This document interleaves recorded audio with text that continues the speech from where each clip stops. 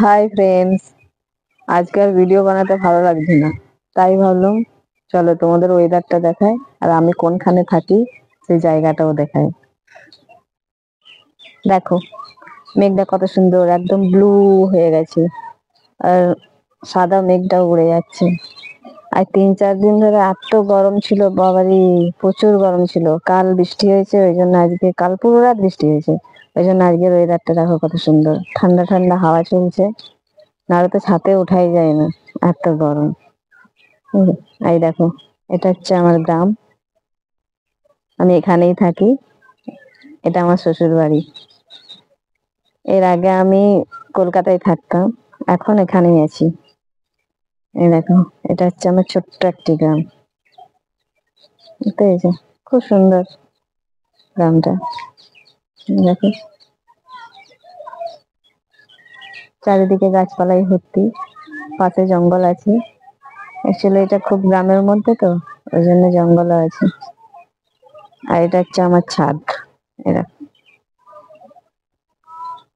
আমি এই ছাদেই ভিডিও বানাই।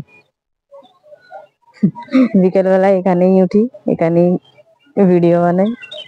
এই দেখো, ছোট ছোট গাছ লাগিয়ে রেখেছি, গরমে এরা বড়ই হচ্ছে না, না ফুল ফুটছে, মরে যাচ্ছে।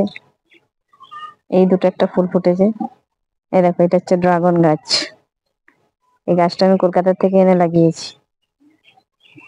কি সুন্দর দেখতে না? এই লাগিয়েছি গাছটা, এই লাগিয়েছি গাছটা। এখনো ফল ধরেনি। ড্রাগন ফল, যেটা পিঙ্ক কালারের লাল হয়, মানে লাল ফলটা হয়, কাটলে পিঙ্ক কালার ভিতরটা হয়। খুব সুন্দর দেখতে ফলটা।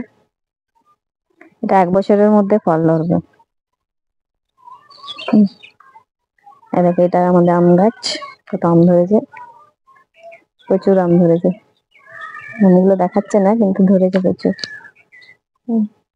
এটা হচ্ছে আমার বাড়ির ভেতরে, দেখাচ্ছে না এখান থেকে।